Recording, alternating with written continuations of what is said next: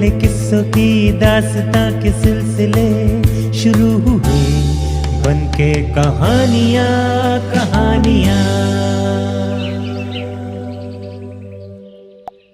मैं राजेश कुमार, आइए सुनते हैं आज की कहानी।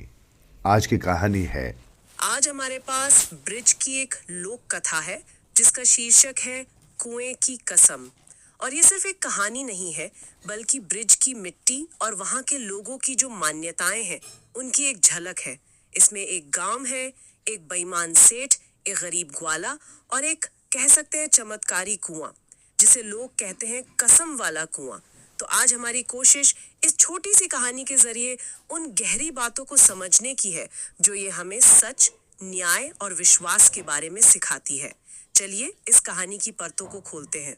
और यहाँ दिलचस्प बात यह है कि लोक कथाएं मतलब किसी भी संस्कृति का जो नैतिक ताना बाना होता है ना, उसे समझने का एक बेहतरीन जरिया होती हैं। वो हमें बताती हैं कि एक समाज किन मूल्यों को सबसे ऊपर रखता है। इस कहानी में कुआं वो सिर्फ पानी का स्रोत नहीं है। नहीं, क्या बात है, न्याय का प्रतीक। चलिए इसी विचार के साथ इस मामले की गहराई में उतरते हैं। तो कहानी की शुरुआत होती है मथुरा के पास एक छोटे से गांव से। गांव के बाहर एक पुराना कुआं है और इसके बारे में ब्रिज के बुजुर्ग कहते हैं, इस कुएं पे झूठ बोल गए हो तो कुओं खुद हिसाब कर दे है। ये धारणा ही मतलब कहानी का मंच तैयार कर देती है। ये बहुत महत्वपूर्ण है। मतलब कहानी शुरू होने से पहले ही उस जगह को, उस कुएं को एक किरदार की तरह स्थापित कर दिया गया है। हाँ बिल्कुल। उसे एक ऐसी शक्ति के रूप में दिखाया गया है जो सच और झूठ का फैसला करती है।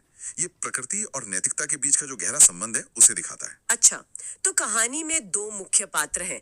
एक तरफ है गांव का सेठ, जिसके बारे में एक लाइन है, नाम तो धर्मात्मा जैसा पर मन में बड़ा खोट। हाँ, ये चरित्र को स्थापित करने का एक शानदार मतलब एक लोक तरीका है।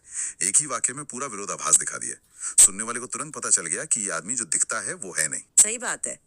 और दूसरी तरफ है एक गरीब ग्वाला जो अपने भूखे बच्चों के लिए दूध के पैसे मांगने आता है।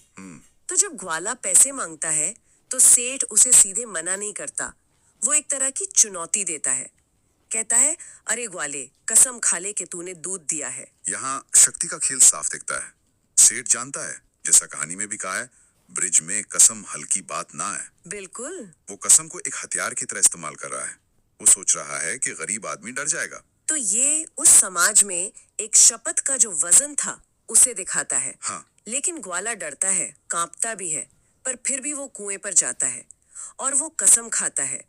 कहता है, हे कुएं महाराज, अगर मैं झूठो हूँ तो तेरो पानी सूख जावे।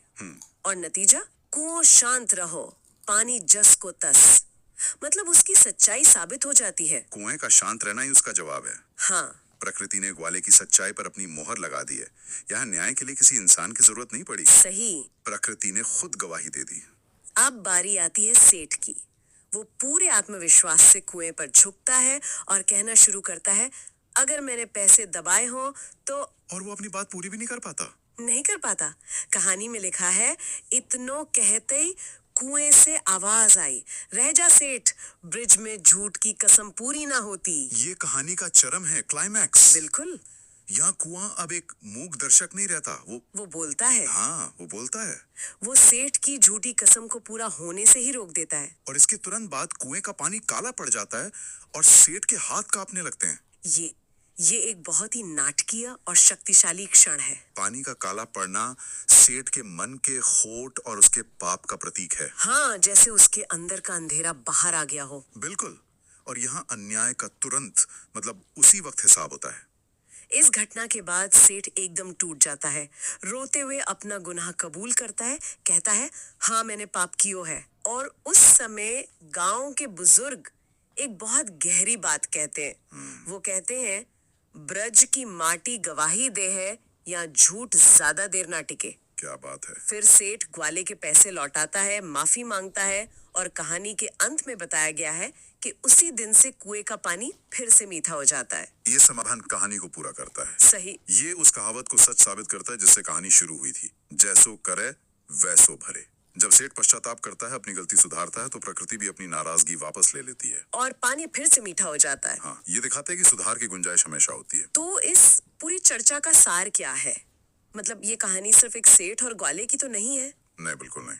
ये इस विश्वास की कहानी है कि सच्चाई में शक्ति होती है और अन्याय वो ज्यादा देर तक टिक नहीं सकता। और ये भी कि लोक कथाएं कैसे मतलब कितने सरल किरदारों और घटनाओं के माध्यम से एक समाज के सबसे गहरे नैतिक मूल्यों को पीढ़ी दर पीढ़ी पहुंचाती हैं। ये कहानी सिखाती है कि आपके कर्मों के गवाह सिर्फ इंसान ही नहीं बल्कि आपके आसपास की प्रकृति भी होती है। बिल्कुल। कहानी के अंत में एक पंक्ति है जो सोचने पर मजबूर करती है। ब्रिज में कसम बोली जाए तो धरती भी सुन ले है। बिल्कुल। क्या हम एक ऐसी दुनिया की कल्पना कर सकते हैं जहां सच और झूठ का फैसला करने के लिए किसी अदालत की नहीं बल्कि धरती की गवाही ही काफी हो? ये एक बहुत बड़ा सवाल है। ये हमें सोचने पर मजबूर करता है कि हमारा समाज विश्वास पर कितना टिका है और वो विश्वास आता कहां से है।